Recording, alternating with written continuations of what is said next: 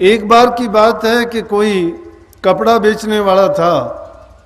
अपना कपड़ा बेचने के लिए गठरी बना के, आप भी हम गांव में देखते हैं कि वैसे तो शहर बाज़ार में तो हाट दुकान और बड़े बड़े शोरूम होते हैं, उन पे कपड़े मिलते हैं, लेकिन छोटे कपड़े के व्यापारी, खुदरा व्यापारी बाज़ार से या बड़ा जो कपड़ा बेचने वाले होते हैं उन व्यापारियों से कपड़ा लेके और गांव में कपड़ा बेचने के लिए जाते हैं।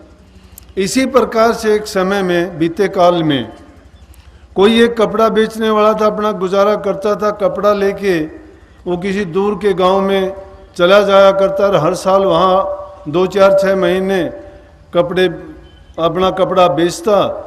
उसका बेचने के बाद वो फिर आ जाता, फिर और कपड़ा ले जाता, कुछ दिन अपने घर बिता लेता। इसी प्रकार से एक बार जब कुछ ऐसा हुआ कि उसका कपड़ा ज़्यादा बिका नहीं, तो अपने कपड़े को वहीं छोड़ के एक दूसरे वहाँ जिसके पास रखता था उसको कहने लगा कि मैं घर जाऊँगा और मेरा कपड़ा भी आप रख लीजिए, मैं जब वापस आऊँगा तो आपसे एक कपड़ा ले लूँगा। उसने अपना कपड़ा छोड़ दिया और वो वहाँ से चला गया।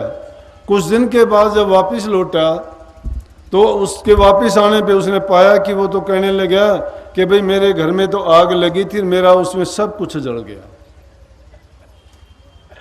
लेकिन उसने जब ये बात सुनी तो उसको तनिक भी ये परवाह नहीं हुई कि उसका भी कपड़ा उसमें जल गया होगा। कहने लगा जो मेरा कपड़ा जला उसमें आपका कपड़ा भी साथ ही जल गया। वो कहने लगा जी आपका कपड़ा जला होगा लेकिन मेरा कपड़ा नहीं जला है। बोला कि मैं कोई झूठ थोड़ा बोलता हूँ, मेरा सच कहता हूँ कि जो कुछ तेरा कपड़ा था वो भी उसके साथ ही जल गया। वो मानने के लिए तैयार ही नहीं था। आपस में दोनों की जब तकरार हुई, वो बादशाह के सामने दोनों का मुकदमा गया और राजा जब सुनने लगा तो राजा कहने लगा भाई ये ठीक तो कहता है, इसके घर में आग लगी है। बोला मानता हूँ आग लगी है, झूठ नहीं है, इसका सामान भी जला है ये भी मानता हूँ, लेकिन ये मैं कभी नहीं मान सकता कि मेरा कपड़ा उसमें जला होगा।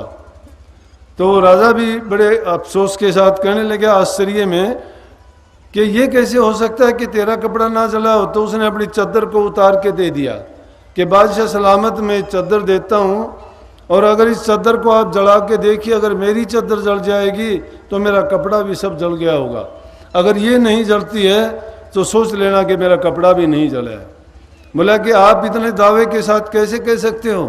कहने लगा कि मैंने अपनी ज़िंदगी में कभी झूठ का काम नहीं किया है, मैं हमेशा सत्य के मार्ग पर चला हूँ, ईमानदारी और सच्चाई के रास्ते पर चलता हूँ, तो कभी भी मैं धोखा नहीं खाता।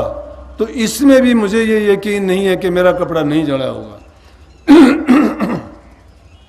बादशाह ने ये बात जांचने के लिए आग मंगवाई, चद्दर को जलाने का प्रयास किया, 2-3 बार उलट पुलट के उसको काफ़ी जगह से प्रयास किया कि उसको जलाया जाए, लेकिन चद्दर नहीं जली। राजा उससे कहने लगा कि भाई इसका कपड़ा नहीं जला, ये सच कहता है। उससे जब कहा गया थोड़ा दबाव दे के आप सच बताओ, कहने लगा जी मैंने झूठ बोल दिया था, मैं लालच में आ गया, इसका कपड़ा नहीं जला मेरे पास है। तो प्रेमियों, जो आदमी सत्य को अपना लेता है, सच्चाई के रास्ते पे चलता है, इसीलिए संतों के उपदेश को सत्य उपदेश कहते हैं। वो सत्य उपदेश क्या है कि उनमें कोई किसी चीज़ की मिलोनी नहीं होती है।